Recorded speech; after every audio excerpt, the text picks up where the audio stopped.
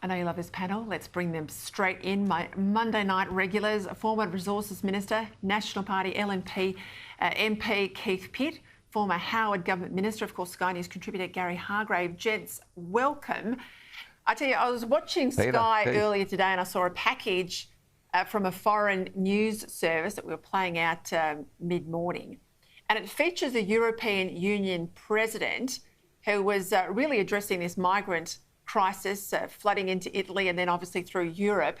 Have a listen to what she has said in language that seems very familiar. We have an obligation as part of the international community, but we will decide who comes to the European Union and under what circumstances, and not the smugglers and traffickers. Familiar, Keith? Boy. Peter, I think that's very familiar to me and many Australians. And Australia's always had a great advantage in the fact that we're an island. You know, we have a wall of oceans to help us firstly defend our nation and then, of course, stop people who are trying to break the rules to come here illegally by boat. Tony Abbott did a great job. Yeah. If he's over in Europe, they might want to pick his brains to get a few ideas. But I think the first thing the Europeans need to do is they need to decide that they actually want to stop people coming in illegally. And I'm not sure that that's their position. Now, there's always been a lot of migration. There's been challenges in Europe with world wars and everything else. But if you want to stop people, you have to make real decisions and take real action. Spot on. And of course, Gary, you'll remember well, the Howard government, then the Abbott government were pilloried by the lefties. The EU's full of lefties. They now have read the writing on the wall. They're now prepared to do what's required. Not saying we're against migration. We're not against refugees.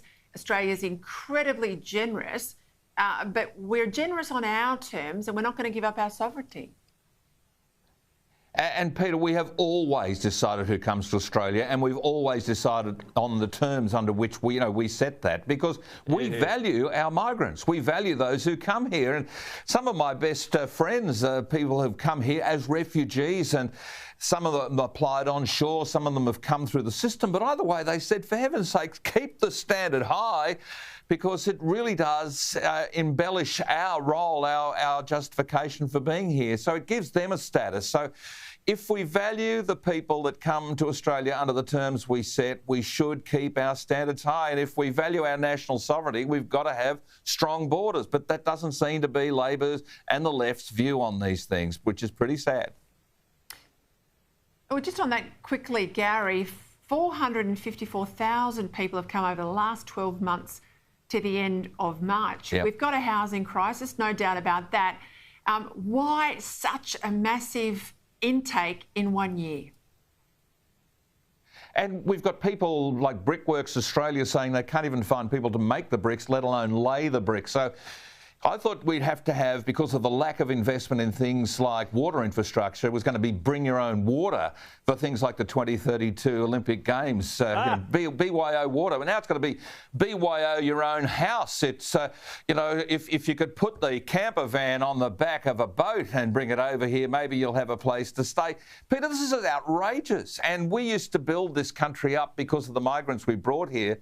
We used to plan for that, but now we don't care. And the so-called infrastructure Prime Minister, well, I don't think he could fix a pothole. That's where he's at. He's thrown up the white flag and he doesn't want to do anything. What is this bloke doing? He just simply doesn't care about Australia today or into the future. Well, it's not just him. I mean, Catherine King, the infrastructure minister, Keith, she's out there today saying that a whole lot of projects will either be axed or delayed. There's a $33 billion blowout. Nothing much, she says, is going to be added to that list of new projects for the next 10 years. Correct me if I'm wrong, but I reckon people in regional Australia, they're going to be the ones that miss out. Their projects will be axed and the money diverted into Labor-held, Green-held seats in the city. That's it. Peter, we called it on your show. You called it, I called it, Gary called it.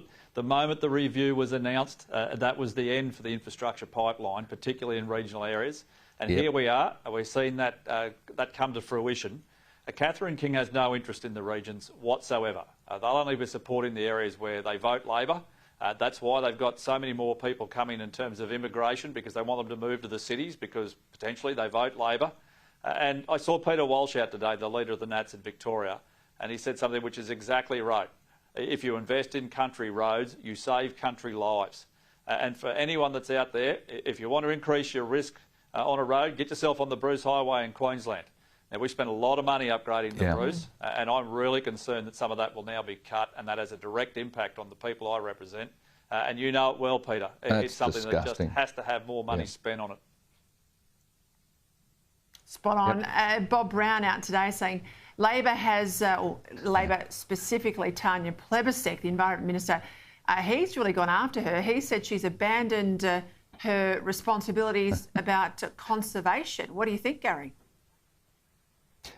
Well, she's very vulnerable to the Greens pushed into central cities around the country, and Tanya Plibersek is on the Greens hit list, so she'll jump at all sorts of shadows here, just as the Prime Minister did in his inner city seat a few years ago when he was doing deals with the Liberal Party to get himself across the line ahead of the Greens, trying to knock him off. So, you know, by any measure, Tanya Plibersek is way out of her depth. She's been in Parliament far too long. 1998, she was elected. She's had a turn. She's run out of ideas, run out of puff. Time to go, Tanya. And the Greens may well help you out the door. Pretty simple.